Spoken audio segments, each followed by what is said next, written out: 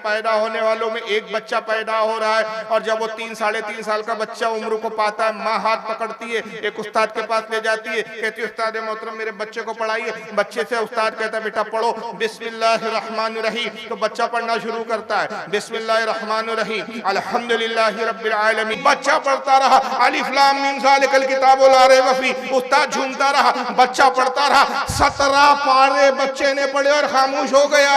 सुभान अल्लाह। उस्ताद ने कहा बच्चे और पढ़ो। कहा बस इससे ज्यादा मैं नहीं पढ़ सकता। कहा बच्चे तुम्हारी माँ तो ये कहकर लाई है कि इसे कुरान पढ़ाओ, तुम तो पढ़े लिखे हो, तुम तो पढ़े पढ़ाए हो, तुम तो हाफिज कुरान हो, बताओगे 17 पारे किससे पढ़े? कहा मैंने किसी से नहीं पढ़े, दर हकीकत मेरी वालिदा मोहतरमा खुद हाफिज कुरान है। जब मैं अपनी माँ के शिकम में था, वो घर के कामकाज करती थी, कुरान की तिलावत करती थी, मैं अपनी माँ की कुरान की तिलावत को शिकम में सुन के याद कर लिया करता था। यहाँ तक कि जब वो 17 पारे तक पहुंची, मेरी विलादत हो गई, मेरी पैदाइश हो गई। खुदा की कसम अगर मैं अपनी माँ के शिकम में और कुछ दिन रहता और पारे हिफ्ज करके आता, उस्ताद माँ के पेट से 17 पारे पढ़ कर आयो, आगे पढ़ाना तुम्हारा काम। सुभान अल्लाह। कौन है ये बच्चा? ये हमारे गौसे आजम शेख अब्दुल कादिर जीलानी रज़ी अल्लाह ताला। सुभान अल्लाह। अल्लाहुम्मा सल्लि अला सय्यदिना मुहम्मदिन अल्लाहुम्मा सल्लि। मैंने मुबारकबाद भी देता हूँ कि अल्लाह ताला ने इनके सीने में अपने कुरान अजीम का और इल्म रखा, और साथ ही दुआ भी करता हूँ कि खालिक कायनात इन फारिग होने वाले जो तलबा है, अब तलबा नहीं रहे बल्कि अब हुफ़ाज़ कुरान हो गए, कौम व मिल्लत के लिए इनको नफ़ा बख्श बनाए। साथ ही इदारे के जो भी मुंतज़मीन है, मोहतमीम है, और जिन हजरात ने इदारे की इमदाद फरमाई, मदद फरमाई और मदद करते रहते हैं, उन तमाम लोगों के लिए भी मैं अल्लाह की बारगाह में दुआ करता हूँ कि खालिक कायनात इस इदारे के चलाने वाले और इसके मदद करने वालों की उम्र में, इल्म में, रिस्क में, दीनी और दुनियावी मामलात में बरकतें और तरक्की अता फरमाए। इस बात का मुझे बहुत अच्छी तरह से एहसास है कि यहाँ थोड़ा उर्दू कम बोली जाती है और ज़्यादा गहरी बातें और ज़्यादा इल्मी बातें यहाँ नहीं बोली जा सकती। एक तो ज़बान की प्रॉब्लम, उसके बाद मबलग़ इल्म का जो यहाँ मामला है, जो मेयार है, वो भी बहुत ज़्यादा नहीं है, इसलिए बहुत ज़्यादा गहरी बातें मैं नहीं बयान करूँगा। बहुत हल्के फुल्के अंदाज में अहले सुन्नत के कुछ अकायद के ताल्लुक से कुछ बातें आप तक पहुँचाने की कोशिश करूँगा।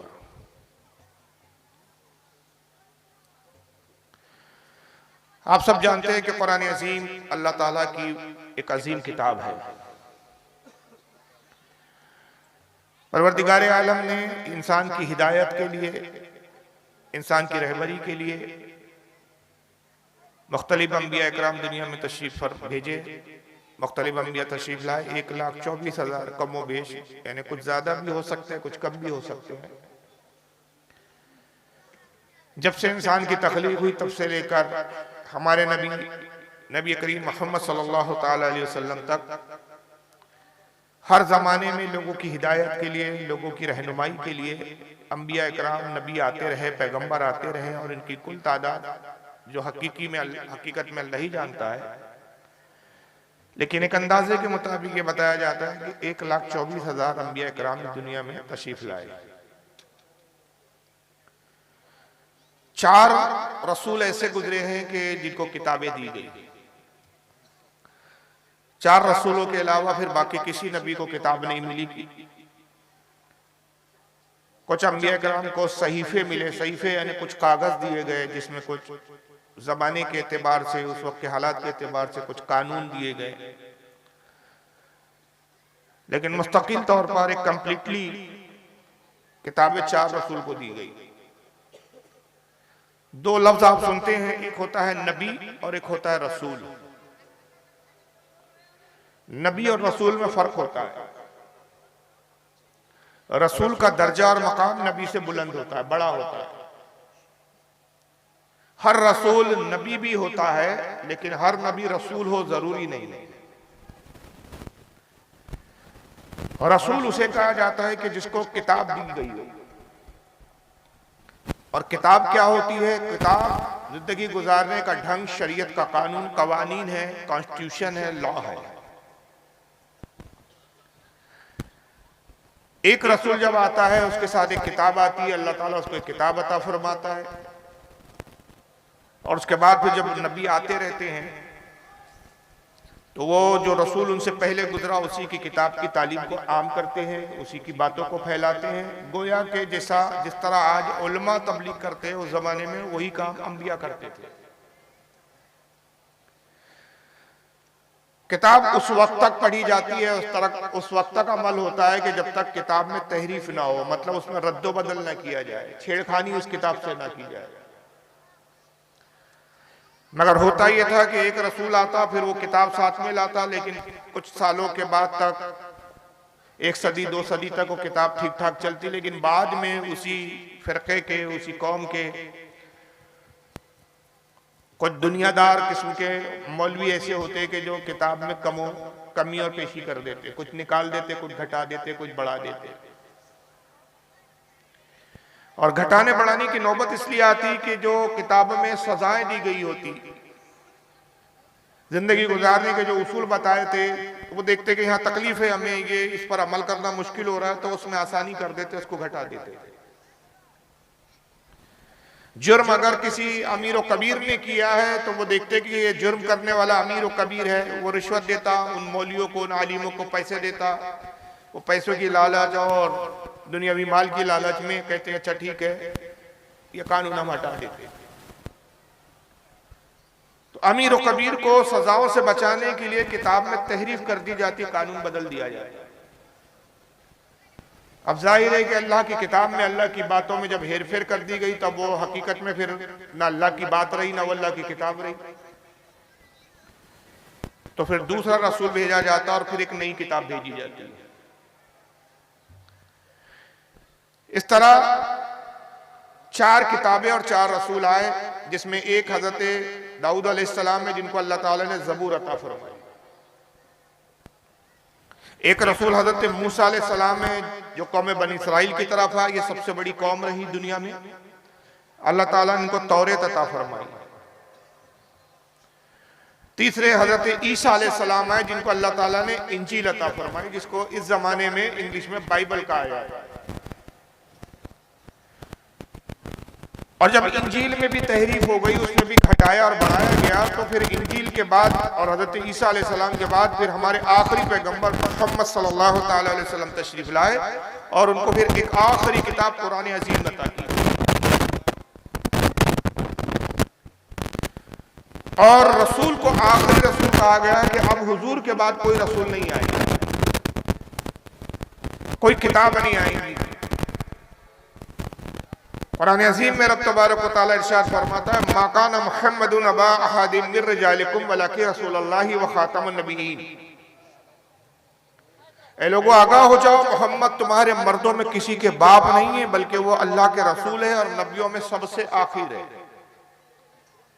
खातमुन नबिय्यीन है। अब इनके बाद कोई नबी नहीं आएगा। हुजूर ने जगह जगह बारहा कई मरतबा अपने असहाब से, अपने सहाबा से कहा, ला नबी आबादी, मेरे बाद अब कोई नबी नहीं, अना खातमुन नबिय्यीन, मैं आखिरी नबी हूं।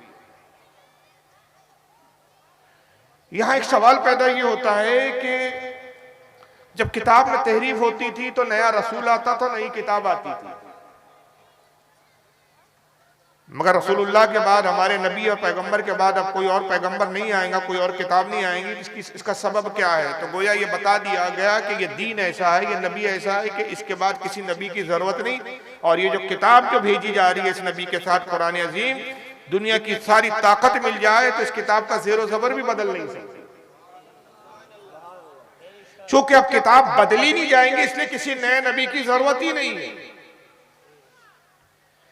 सवाल यह पैदा होता है कि कुरान अजीम क्यों नहीं बदला जा सकता? भाई अगर पिछली किताबें बदली गई तो इस जमाने में क्यों नहीं बदली जा सकती? क्या इस जमाने में प्रिंटिंग प्रेस नहीं है? बल्कि उस जमाने में प्रिंटिंग प्रेस नहीं होती थी, उस वक्त तो किताबें हाथ से लिखी जाती थी। अब आज तो मशीनरी का दौर है, बड़ी बड़ी मशीनें हैं, प्रिंटिंग प्रेस है, कंप्यूटर आ गए हैं, कंप्यूटर से कंपोजिंग होती है, कंप्यूटर से लिखा जा सकता है, मशीनों से छापा जा सकता है। तो फिर किताब दूसरी इसमें छेड़खानी करके नया कुरान छापा जा सकता है। इस बात पर अगर आप गौर करेंगे तो आपको एहसास होगा कि कुरान अजीम बदला क्यों नहीं जा सकता।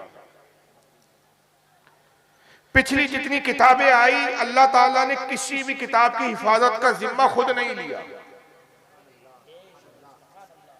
बल्कि हुआ ये कि नबियों ने अपने कौम और अपनी उम्मत के मुतालबे पर अल्लाह से किताब का मुतालबा किया। हर नबी ने अपनी कौम के लिए किताब मांगी। जनाब दाऊद अलैहिस्सलाम का अगर देख लें कि दाऊद अलैहिस्सलाम की कौम हजरत दाऊद के पास आई और कहा कि दाऊद, जब तक आप हमारे बीच जिंदा है, आप हमें बताते हैं, हम आपकी बातों पर अमल कर लेते हैं, मगर आप भी इंसान हैं, एक न एक दिन आपको भी दुनिया से जाना, इंतकाल करना है। जब आपका इंतकाल हो जाएगा, आप इस दुनिया से चले जाएंगे, तो फिर हम दीन पर कैसे अमल करें, अल्लाह की बातों पर कैसे अमल करें, ये हमें कौन बताएंगे? लिहाजा जो कुछ कानून है, जो जिस पर हमें अमल करना चाहिए, जिंदगी कैसे गुजारनी चाहिए, उसके लिए किताब चाहिए हमें,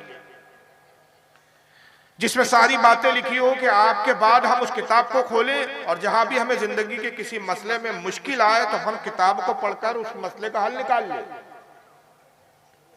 मेरी तकरीर समझ में आ रही है ना आपके? मैं बहुत कोशिश कर रहा हूं, हालांकि मैं उर्दू बोलता हूं तो थोड़ा सा बहुत हल्के लेवल की उर्दू बोलना मुझे थोड़ा सा तकलीफ दे होता है। हालांकि वैसे भी मैं ज्यादा हार्ड उर्दू नहीं बोलता हूं, लेकिन फिर भी बंगाल की इस इलाके के एतबार से और आसान लफ्ज इस्तेमाल करने की कोशिश कर रहा हूं। दाऊद अलैहिस्सलाम अल्लाह की बारगाह में गए और सजदा रेज हो गए, इबादत खाने में गए। जो इबादत खाना था, परवरदिगार तू जानता है कि मेरी कौम किताब मांग रही है।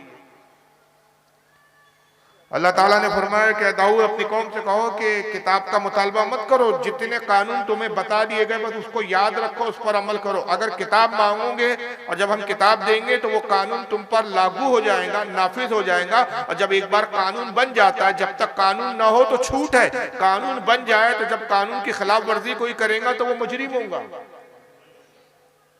उसको यूं समझ लीजिए कि जब तक हिंदुस्तान में टैक्स के नाम पर जीएसटी टैक्स नहीं था तो कोई इस टैक्स को जानता ही नहीं था, तो वो टैक्स देने की कोई जरूरत ही नहीं थी।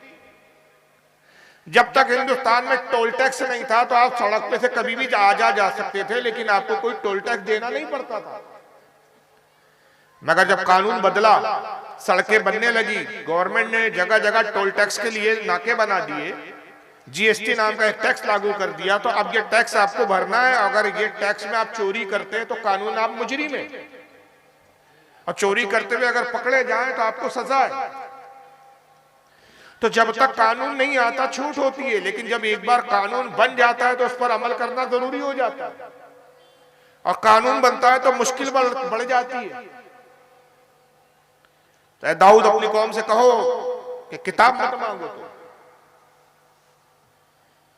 बल्कि जितना तुम्हें बता दिया गया जबानी बस उतना ही याद रखो। अगर किताब मांगोगे तो फिर हम आने वाली नस्लों तक के कानून बताएंगे, कानून बढ़ जाएंगे, और उस पर फिर तुम्हारी कौम जब अमल नहीं करेंगे तो हम उनको सजा देंगे। अगर अमल करेंगे तो इनाम है, और इनाम जन्नत है, और अगर इन कानून पर अमल नहीं करेंगे तो सजा है, सजा जहन्नम है। तो इस पर खतरा है, किताब में इनाम के साथ सजा भी है। हज़रत दाऊद अलैहिस्सलाम ने अपनी कौम से कहा कि मेरी कौम, रब तबारक व तआला, अल्लाह ताला ये फरमाता है कि किताब ना मांगो, मैं जितना बताता हूं उतना याद रखो। उन्होंने कहा नहीं ए दाऊद, हमें किताब चाहिए, हम चाहते हैं कि किताब होनी चाहिए हमारे बीच। वो कौम ने जिद की, और जब बहुत जिद की तो हज़रत दाऊद अलैहिस्सलाम ने कहा कि परवरदिगार, ये कौम नहीं मानती, ये किताब ही मांगती है, तू किताब मुझे अता फरमा दे। अल्लाह ताला ने ज़बूर नामी किताब हज़रत दाऊद को अता कर दी और साथ ही बता दिया कि ए दाऊद, इस शर्त के साथ हम किताब दे रहे हैं कि तुमने मांगा है, तुम्हारी कौम ने मांगा है, तुम्हारी कौम को किताब दे रहे हैं, तुम्हारे जरिए दे रहे हैं। अब इस पर अमल करना भी उनकी जिम्मेदारी, इस कानून की हिफाजत करना भी उनकी जिम्मेदारी। अगर कानून में रद्दोबदल किया, हेर फेर किया, हम कयामत के दिन उनको जहन्नम का मुस्तहिक करार देंगे। अब पाबंदी करो, अब तुमने खुद मांगा। मगर हुआ क्या कि हजरत दाऊद अलैहिस्सलाम का जैसे इंतकाल हुआ, उनके इंतकाल के बाद फिर किताबों में छेड़खानी शुरू कर दी। कानून बदले गए और लिखावट को फेरा गया, हटाया गया, और जो असल ज़बूर थी वो असल ना रही, बदलकर कुछ की कुछ हो गई। मूसा अलैहिस्सलाम का जमाना आया, कौम बनी इसराइल जो आपकी कौम थी जिसका नाम बनी इसराइल था, उन्होंने कहा मूसा हमें किताब चाहिए। अब ये जो ज़बूर है, ये ज़बूर तो वो ज़बूर ना रही जो हज़रत दाऊद पे अल्लाह ने नाजिल की थी। इसमें तो छेड़खानी हो चुकी है, बदला जा चुका है। हम चाहते हैं कि नए सिरे से हमें फिर एक किताब दी जाए, नए कानून हमें नाफिज किए जाए हमारे लिए। हज़रत मूसा अलैहिस्सलाम ने भी अल्लाह से अर्ज की कि परवरदिगार, मेरी कौम किताब मांगती है। अल्लाह ने वही फरमाया कि मूसा अपनी कौम से कहो किताब ना मांगो, किताब लेने में रिस्क है। अमल करोगे जन्नत मिलेंगी, इनाम मिलेगा, अमल नहीं करोगे सजा होगी, जहन्नम के मुस्तहिक होगी।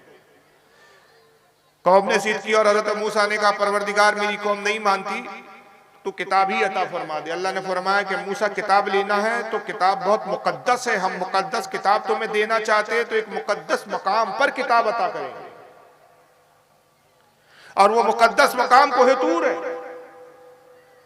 उस कोहेतूर पर आओ, वहां हम किताब देंगे, लेकिन जब किताब लेने आओ तो 40 दिन मुसलसल रोजे रखो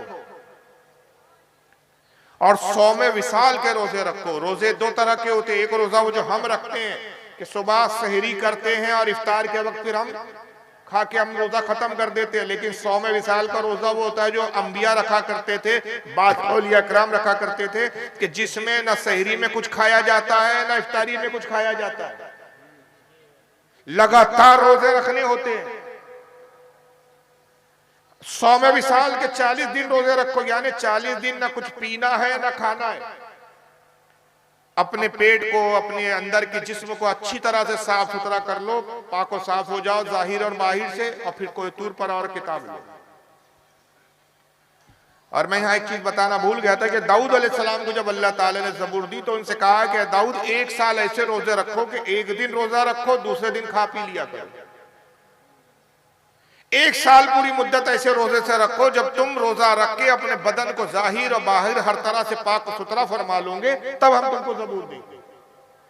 दाऊद अलैहिस्सलाम ने वैसे ही रोजे रखे, 1 साल ऐसे मुसलसल रोजे रखे कि एक दिन खाते थे, दूसरे दिन रोजे से रहते थे। साल भर इसी तरह आपने रोजे रखे, गोया 6 महीने के रोजे रहे, 6 महीने आप खाते पीते रहे, और फिर ज़बूर अता की गई।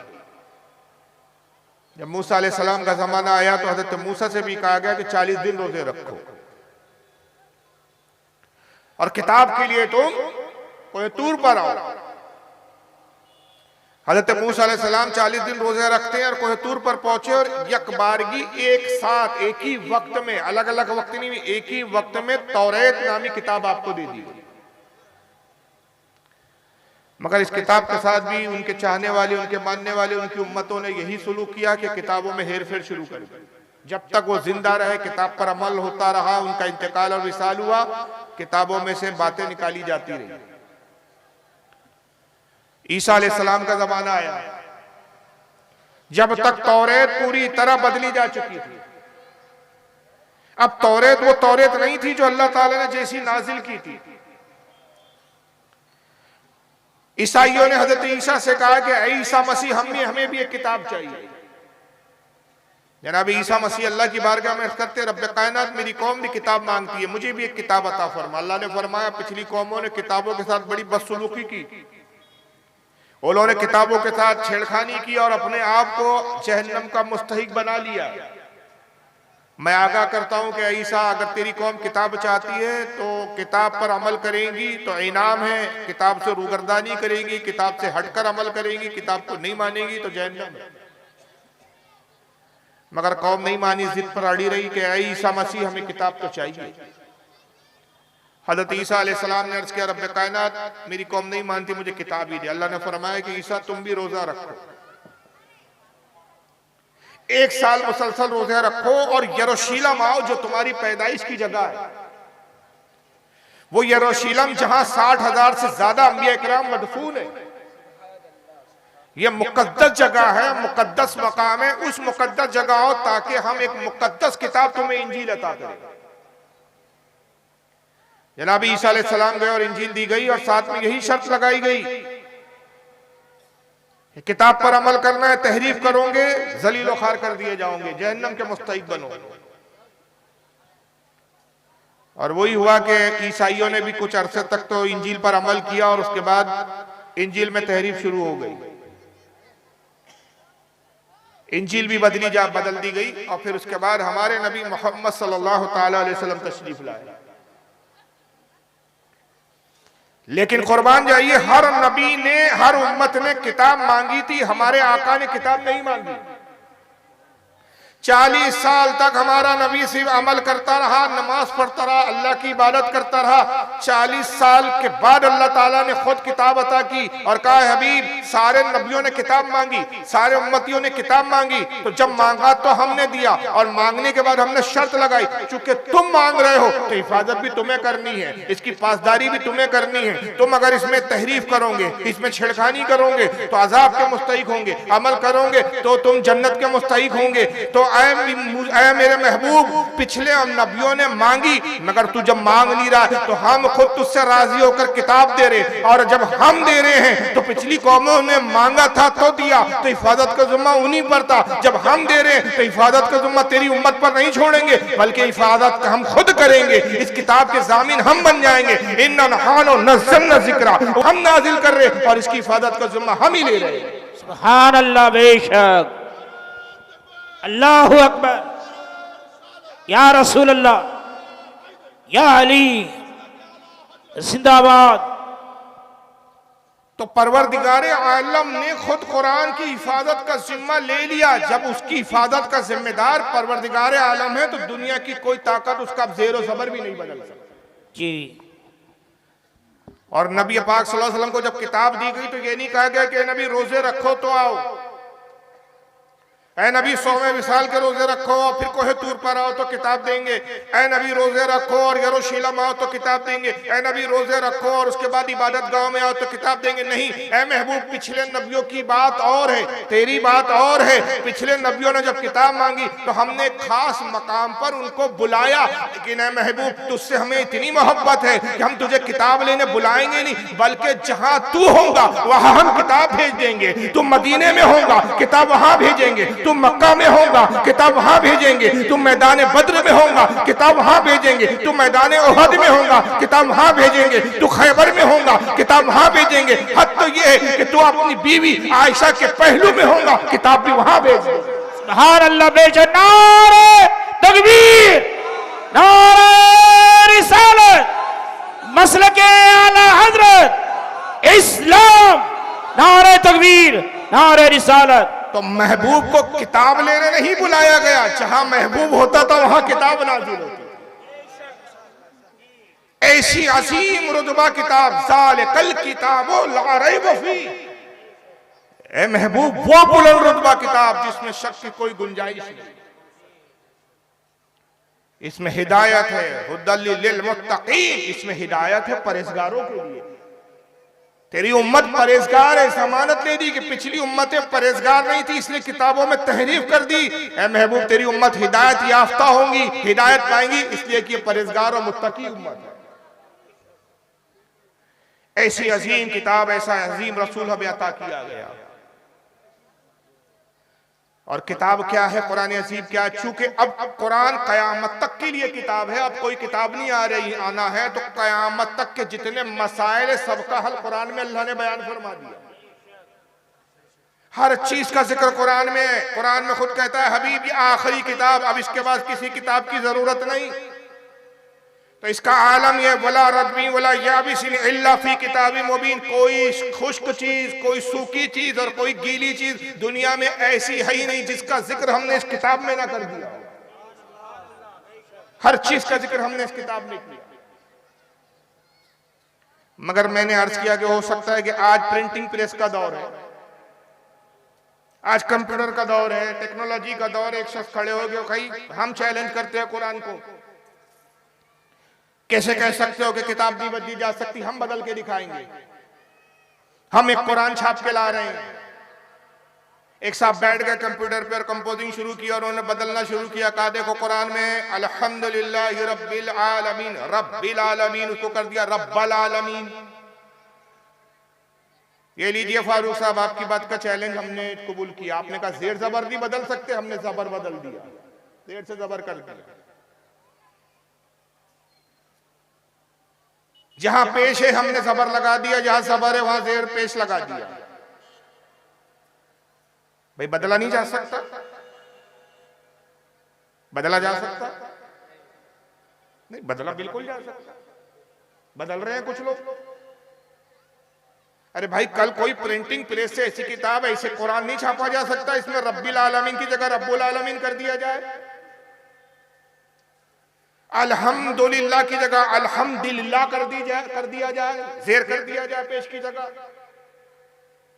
अब आप कहे भाई इससे तो माना बदल रहे, अरे हमें इसके पर माना बदले चाहे बदले ना बदले, हमें इससे क्या लेना देना? आप तो करे तो ना जेर हटा सकते ना जबर हटा सकते, हमने लीजिए जेर जबर हटा दिया। इसका जवाब यह होगा कि तुम नादान हो, तुम जाहिल हो, तुमने किताब की हिफाजत का मतलब ही नहीं समझा। तुमने किताब कागज को किताब समझ रखा है, तुमने स्याही को इंक को किताब समझ रखा है, तुमने प्रिंटिंग को किताब समझ रखा है। अरबी जबान में हिफाजत के लिए बहुत सारे जुमले होते हैं। हाफिज भी आता है, हफीजून भी आता है। कुरान अजीम की चाहता तो ये भी कहता है कि इन्ना नहानो हमीश का हमने इन्ना नहानो नज़्ज़लना जिक्र, हमने जिक्र को हमी नाजिल किया। व इन्ना हफीजुन, हमीश की हिफाजत करने वाले हफीज भी आ सकता था, हफीज नहीं फरमाया अल्लाह ने, हाफिजून। और हाफिजून का मतलब क्या है? हाफिज की जमा है हाफिजून। तो अल्लाह फरमा रहे हैं कि इस किताब की हिफाजत का जिम्मा ऐसा है कि तुम कागज बदल सकते हो, तुम स्याही बदल सकते हो, तुम इंक बदल सकते हो, तुम हुरूफ बदल सकते हो, लेकिन हमने कुरान अजीम को इस उम्मत के हाफिजों के सीने में ऐसे उतार दिया, कागज बदले जा सकते जो सीने पे नक्श हो गया, उसको कैसे बदलोगे? जी बेशक, सुभान अल्लाह। और ऐसा हमने इस कुरान को मोजेजा बनाया कि बच्चे बच्चे के सीने में ये उतर जाता है। दुनिया में कोई कुरान के अलावा ऐसी किताब नहीं कि जिसका पूरा हाफिज हो और उस कौम का बच्चा भी उसको हिफ्ज करते हुए नजर आए। जी अरे हमारे यहाँ तो ऐसे ऐसे हाफिज पैदा करके अल्लाह ताला ने अपने कुरान अजीम को, अपने नबी के मौजूदे को जाहिर किया कि पैदा होने वालों में एक बच्चा पैदा हो रहा है। और जब वो 3 साढ़े 3 साल का बच्चा उम्र को पाता है, माँ हाथ पकड़ती है, एक उस्ताद के पास ले जाती है, कहती है उस्ताद मोहतरम मेरे बच्चे को पढ़ाइए। बच्चे से उस्ताद कहता है बेटा पढ़ो बिस्मिल्लाहिर्रहमानिर्रहीम, तो बच्चा पढ़ना शुरू करता है बिस्मिल्लाहिर्रहमानिर्रहीम अल्हम्दुलिल्लाहि रब्बिल आलमीन अर्रहमानिर्रहीम मालिकि यौमिद्दीन इय्याका नअबुदु व इय्याका नस्तईन इहदिनस सिरातल मुस्तकीम सिरातल लज़ीना अनअमता अलैहिम गैरिल मग़दूबि अलैहिम वलद्दाल्लीन। बच्चा पढ़ता रहा अलिफ लाम मीम ज़ालिकल किताबु ला रैब फीह, उस्ताद झूमता रहा, बच्चा पढ़ता रहा। 17 पारे बच्चे ने पढ़े और खामोश हो गया। सुभान अल्लाह। उस्ताद ने कहा बच्चे और पढ़ो। कहा बस इससे ज्यादा मैं नहीं पढ़ सकता। कहा बच्चे तुम्हारी माँ तो ये कहकर लाई है कि इसे कुरान पढ़ाओ, तुम तो पढ़े लिखे हो, तुम तो पढ़े पढ़ाए हो, तुम तो हाफिज कुरान हो, बताओगे 17 पारे किससे पढ़े? कहा मैंने किसी से नहीं पढ़े, दर हकीकत मेरी वालिदा मोहतरमा खुद हाफिज कुरान है। जब मैं अपनी माँ के शिकम में था, वो घर के कामकाज करती थी, कुरान की तिलावत करती थी, मैं अपनी माँ की कुरान की तिलावत को शिकम में सुन के याद कर लिया करता था। यहाँ तक कि जब वो 17 पारे तक मेरी विलादत हो गई, मेरी पैदाइश हो गई, खुदा की कसम अगर मैं अपनी माँ के शिकम में और कुछ दिन रहता और पारे हिफ्ज करके आता, उस्ताद माँ के पेट से 17 पारे पढ़कर आए हो, आगे पढ़ाना तुम्हारा काम। सुभान अल्लाह, सुभान अल्लाह, सुभान अल्लाह। कौन है ये बच्चा? ये हमारे गौसे आजम शेख अब्दुल कादिर जीलानी रज़ी अल्लाह ताला। सुभान अल्लाह। ऐसी हिफाजत की कि हमने मां पेट बच्चों के सीनों में भी इस कुरान को उतार दिया। छोटे छोटे बच्चे हिफ्ज कर रहे हैं इसको। ऐसी हिफाजत का जिम्मा लिया अल्लाह ताला।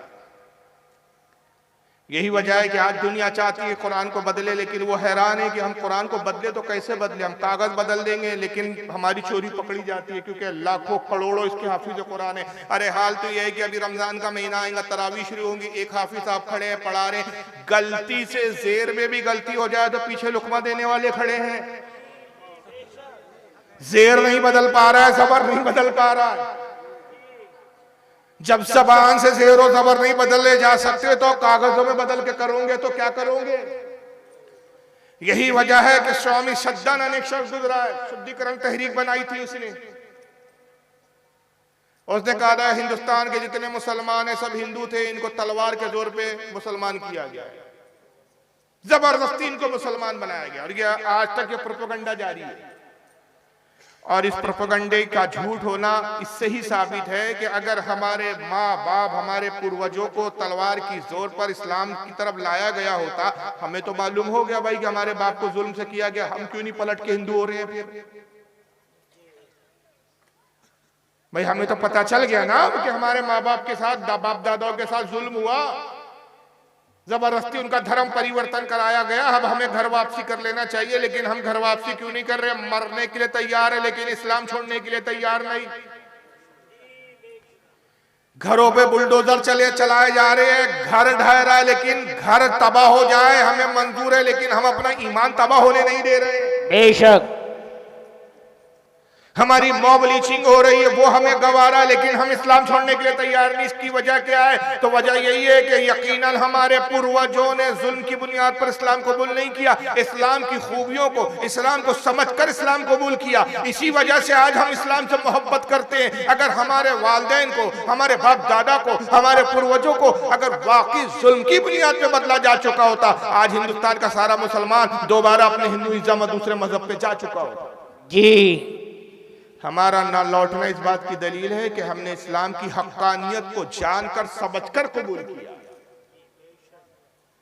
स्वामी दयानंद सरस्वती उठा, शुद्धिकरण तहरीक बनाई, आला हज़रत फाजिल बरेलवी के जमाने का है। तहरीक का नाम रखा शुद्धिकरण तहरीक। ये धर्म छोड़कर अपवित्र हो गए, इनका शुद्धिकरण करना पड़ेगा। उसने मिशन चलाया कि सारे हिंदुस्तान के मुसलमानों को दोबारा हिंदुइज्म की तरफ लाएंगे, हम हिंदू मजहब की तरफ लाएंगे। इस्लाम के खिलाफ बोलना शुरू किया और उसे सबसे ज्यादा कुरान के खिलाफ बोलना शुरू किया और एक किताब लिखी जिसका नाम है सत्तारिक प्रकाश। ये ओरिजिनल किताब मेरे पास मौजूद है। कुरान पे उसने जगह जगह इतराज किया, कहा ये अल्लाह की किताब है ही नहीं बल्कि मोहम्मद ने अपनी तरफ से गढ़ी है। माज़अल्लाह। मौलाना नईमुद्दीन मुरादाबादी रहमतुल्लाह ताला अलैह आला हज़रत के खलीफाओं में थे, खुलफा में से थे। और जो आला हज़रत का तर्जुमा कुरान छपता है कंजुल ईमान, उस पे जो तफसीर छपती है मौलाना नईमुद्दीन साहब की छपती है। जी हज़रत अल्लामा सैयद नईमुद्दीन मुरादाबादी रहमतुल्लाह अलैह ने एक मरतबा इसको चैलेंज किया और एक जगह मुठभेड़ हो गई। एक गांव में दयानंद सरस्वती पहुंचा, हज़रत को पता चला, हज़रत भी पहुंच गया और 20 जलसे में जाके स्टेज पर घेर लिया। कहा कुरान के खिलाफ तुम बहुत बोल चुके, बहुत भोग चुके, आओ मुनाजरा करो। उसने कहा मौलवी साहब मुनाजरे से क्या होगा, सिर्फ बहस होती है, मुबाहिसा होता है, हल नहीं निकलता। आपने कहा चलो मुनाजरा छोड़ो, मैं तुमको एक चैलेंज करता हूं, उसको कबूल करो। मैं सिर्फ तुम्हारे ही मजहब की किताबों को चैलेंज नहीं करता बल्कि दुनिया में जितनी किताबें, जितने मजहब की किताबें सब ले आओ। हम भी कुरान ले आते हैं, तुम अपने ग्रंथों को ले आओ, तुम अपनी रामायण को लाओ, तुम अपनी महाभारत को लाओ, तुम अपनी जो है गीता को लाओ, तुम अपने पुराणों को लाओ, तुम अपने जो है यजुर्वेद, सामवेद, अथर्ववेद लाओ, जितने तुम्हारे वेद है उनको ले आओ, सारी मजहबी किताबें तुम लाओ। हम भी कुरान लाते हैं, इंजील भी लाओ, तौरेत भी लाओ, जबूर भी लाओ, सारी किताबें लाओ और सारी किताबों को समंदर के हवाले कर दो। और जब सारी किताबें खत्म हो जाए दुनिया से तो हर मजहब के मानने वाले से कहो अब अपनी किताब दोबारा लिखो। तो हम दावे से कहते हैं कि अगर दोबारा लिखने के लिए कहा जाएगा तो सिर्फ कुरान ही एक ऐसी किताब है जो दोबारा लिखी जा सकती है, बाकी दुनिया की कोई किताब दोबारा लिखी नहीं जा सकती। बेशक इसलिए कि कुरान वो किताब है जो बच्चों के सीने में उतार दी गई। सुभान अल्लाह। दुनिया की कोई किताब ऐसी नहीं कि जो सीने में उतारी गई हो। सीने में वही किताब उतरती है जिसका ताल्लुक दिल से हो, और दिल का ताल्लुक रब से होता है। पता चल गया ये किताब रब की नाजिल की हुई है, इंसान की बनाई हुई नहीं है। बेशक दुनिया की बाकी जितनी किताबें हैं सबके लिखने वाले इंसान, मगर कुरान वो है जो कलाम इलाही है। और जब कुरान अल्लाह ने उतारा तो दुनिया के तमाम कयामत तक के उलूम दे दिए। तो अल्लाह ने फरमाया हबीब इसमें गैब की भी खबरें हमने दी, हमने हर चीज तुम्हें इसमें अता कर दी। और हबीब तुम किताब पढ़ाने वाले हो तो सबसे पहले तो तुम्हें इल्म देना है, तुम्हें इल्म अता किया जाएगा तो तुम दुनिया को इल्म बताओगे। तो हमने तुम्हें कितना दिया, कितना दिया, कितना दिया? तो रब ने फरमाया कि हबीब हम तुम्हें इतना इल्म अता कर रहे हैं, कयामत तक का हर इल्म दे रहे हैं, हर बात की हम खबर दे रहे हैं। इतना दे रहे हैं कि जो कुछ हो चुका वो भी हम तुम्हें बता रहे हैं, मा काना व मा यकून, जो हो चुका वो भी बता रहे हैं, जो होने वाला है वो भी बता रहे हैं। और हबीब हम तुम्हें पढ़ा रहे, कायनात में कोई ऐसा नहीं जो तुम्हें पढ़ाए। अर रहमान, हम ही रहमान, अल्लमल कुरान, हमने कुरान नाजिल किया। खलकल इंसान, हमने इंसानियत की जान मोहम्मद को पैदा किया। अल्लमाहुल बयान, और उसे कलाम करना हमने सिखाया। वो अल्लमा का मालम तकुन तालम, महबूब जो तुम नहीं जानते थे वो सब कुछ हमने तुम्हें सिखा दिया। सुभान अल्लाह। जो तुम नहीं जानते थे। अब आप अपने ज़हन फिक्र से जो भी ख्याल करो कि हुजूर ये नहीं जानते होंगे, तो आपकी बात रद्द हो गई कि अल्लाह फरमा रहा है महबूब जो नहीं जानता था वो हमने सिखा दिया। तो दुनिया में कोई ऐसा इल्म बचा ही नहीं, कोई ऐसी खबर बची ही नहीं, कोई ऐसी बात बची ही नहीं कि जो अल्लाह ने अपने हबीब को ना बता दी हो। और इतना गैब बताया, इतनी छुपी हुई बातें बताई, इतनी छुपी हुई बातों को जाहिर किया। कहा कि हबीब हम छुपी बातें आपको बताते हैं और आप अपने असहाब को बताते हैं, और इस कदर बताते हैं, इस कदर बताते, इस कदर बताते। क्या महबूब वमा हुआ अलल गैब बिदनीन, हमारा ये नबी गैब की खबरें देने में बखील नहीं है, कंजूस नहीं है। बेशक हम बताते हैं, ये उम्मत पे जाहिर करता है। मगर फिर मुसलमानों में ही एक तबका ऐसा पैदा होता है कि जो फिर कुछ ऐसी बातें करता है कि जो कुफारों ने भी नहीं की थी। वहां से फिर हमारे इख्तिलाफ का एक नया सिलसिला शुरू हो जाए। अभी आपने कुरान अजीम की अजमत को सुना। कुरान के उलूम रसूल पर नाजिल किए गए। उलमा ने कहा कि कुरान अजीम रसूलुल्लाह का सबसे अजीम मोजेज़ा है। मगर एक जमात आई, आपके इलाके में भी है, मगर अफसोस ये है कि आप उनकी अकीदों से वाकिफ नहीं। याद रखिए, हाथी के दांत दिखाने के और होते हैं, खाने के और होते हैं। खाने वाले दांत नजर नहीं आते, दिखाने वाले दांत दिखते और काम के कुछ होते नहीं, शो के होते हैं। उसमें उस दांत से हाथी खाता नहीं है। खाने वाले दांत नजर नहीं आते, इसी तरह इनके छुपे हुए अकीदे नजर नहीं आते, इनकी नमाजें नजर आती है, इनकी इबादत नजर आती है, इनकी टोपियां नजर आती है, इनके कुर्ते पाजामे नजर आते हैं, इनका दिखावा नजर आता है, लेकिन अकीदा नजर नहीं आता। और याद रखिए कि बीमारी डॉक्टर को नजर आती है, मरीज को भी खुद समझ में नहीं आता कि मुझे क्या बीमारी है, जबकि बीमारी मरीज में होती है। लेकिन इस जिस्म के अंदर क्या बीमारी है इसको कौन बताता है? बोलिए। दीन के डॉक्टर उलमा होते हैं। उलमा बताते हैं कि इसके अंदर जो है, इसके जो दिखाने वाले दांत और है, जो खाने वाले दांत जो नजर नहीं आ रहे, वो क्या खा रहे हैं और वो है क्या, वो है कैसे। तो अब इनका अकीदा कैसे पता चलेगा, इनके अंदर की बात कैसे पता चलेगी, जो इनके मौलवी किताबों में लिखकर चले गए। एक किताब लिखी गई इसी जमात के आलिम साहब की तरफ से।